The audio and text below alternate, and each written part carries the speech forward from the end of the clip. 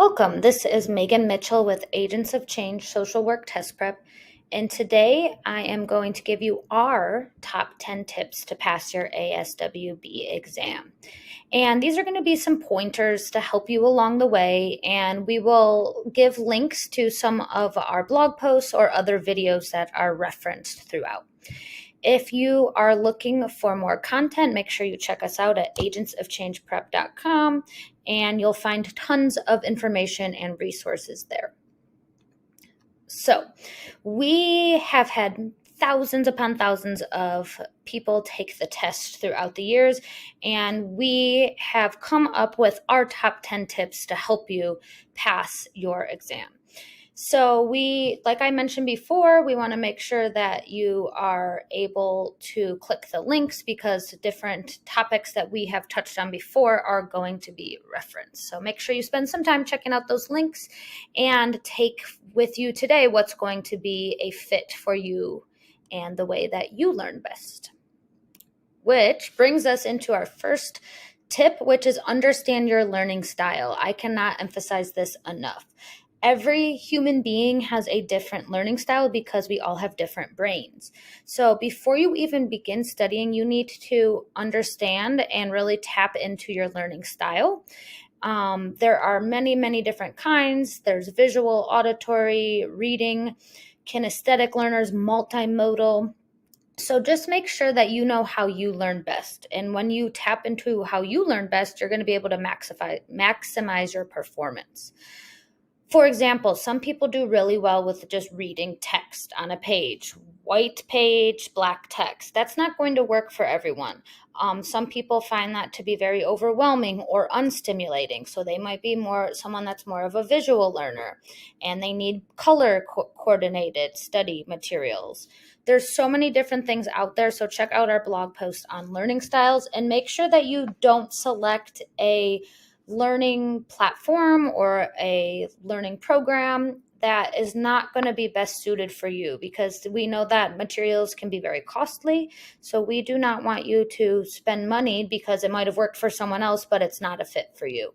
So make sure you're doing your research before you purchase anything to make sure that it's going to be in line with your learning style.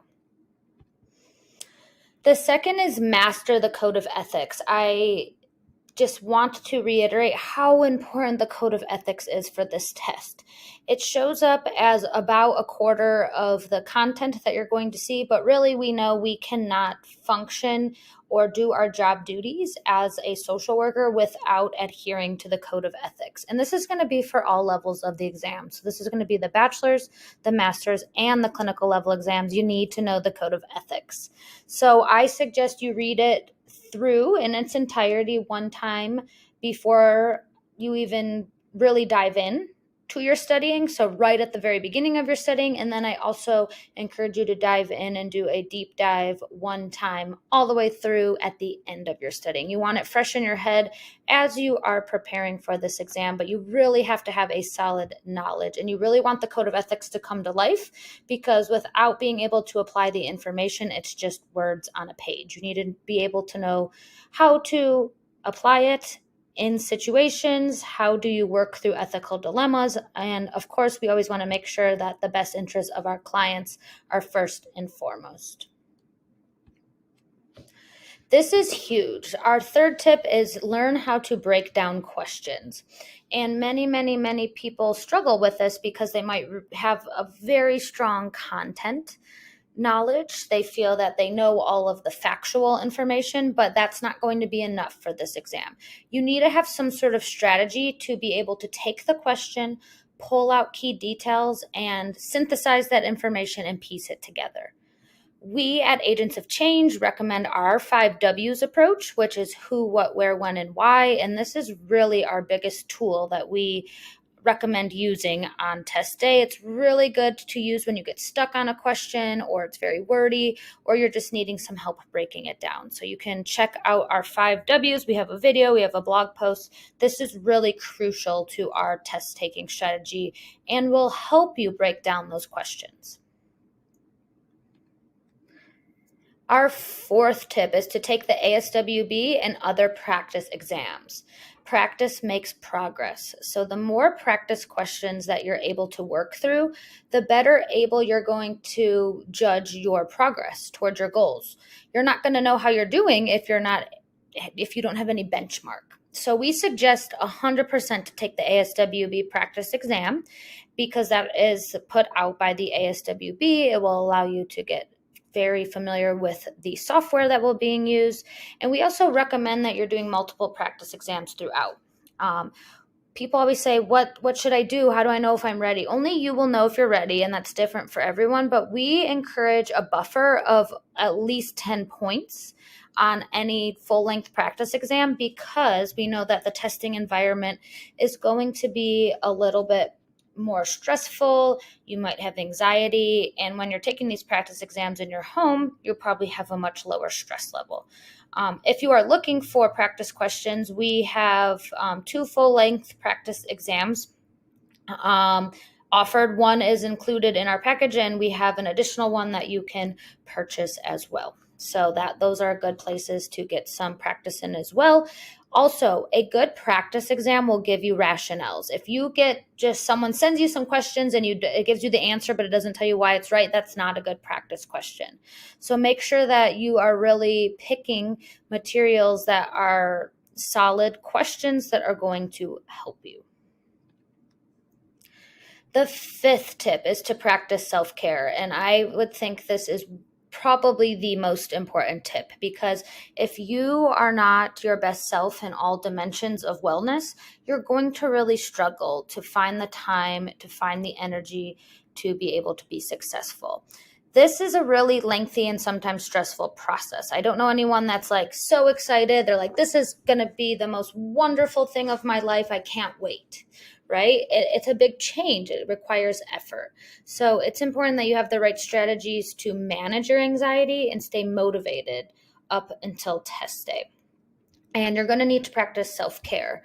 And we can go much deeper into this, but make sure you check out some of the resources we have around the 8 dimensions of self-care. And it's just important to note that if you're not in a good mental and physical place, if you are overwhelmed, if you're tired, if you're working 3 jobs, if you barely have time to sleep or eat properly, you're probably not going to be able to perform at your full potential. So you got to think of how charged is your battery. You want your battery to be as close to 100% on test day so that you can be your best self. And I often tell people this can be really hard to admit to ourselves that maybe we're not in the best place to be able to sit for the exam. So you want to make sure that you are practicing self-care leading up to test day and in the studying process. If you are looking to manage your anxiety and increase your study motivation, I know a lot of people are not motivated to do this. We have some strategies in our blog post linked here. Our 6th tip is to join a study group. And of course, this would be if this works well for your study and learning profile. But why are study groups so great? Because we are often, as social workers, social beings. We really thrive off of those social interactions. And it can be a good place to bounce ideas off of people, to just process, and to just have some support as you are going along in this process. So working with a small group, I would say if you're going to have a study group, make sure it's not too big, right? Make sure it's going to be a group that's actually helping you and it's not distracting you. So working with others is a tool that can help you as you are developing those skills. You will most likely be in consults and other peer groups as you move forward in your career. So it's a good idea to tap into this now. So Agents of Change, if you are a customer of ours, we have 2 live study groups each month. And this is great for those kinesthetic hands-on learners. A lot of people have said that this is their favorite part of the study program, is to get these study groups to be able to connect with other people preparing for the exam. Our 7th tip is understand the helping process. This is going to be crucial because we can't really answer any questions or engage with clients if we don't understand the helping process and the steps involved with it. So if you're thinking in your head, what is the helping process? Make sure you are familiar with this before test day. And this is going to be especially helpful for questions that ask you, what do you do first? What do you do next?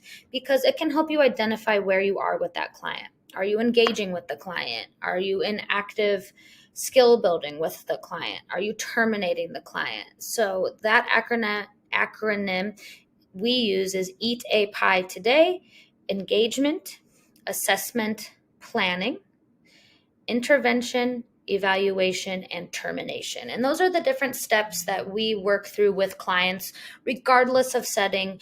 But it's going to be really helpful and essential for you to be familiar with that. We also have a video and a blog post on that if you are looking for more details.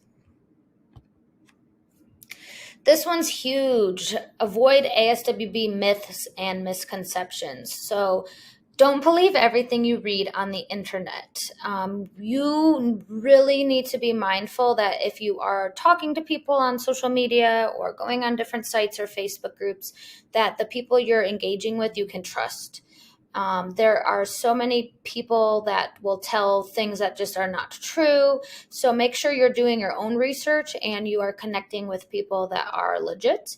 And I will say even real people, because there's a lot of bots out there now that are created, and there's a lot of scams going on. So you want to avoid that, and you want to make sure that you know what is true for the ASWB exam and what is not. There will be a testing booklet that they give you, and you can find some of the information online, but I have heard all sorts of things that are just simply not true that have circulated out there on the internet. So you want to avoid falling into these traps or misconceptions.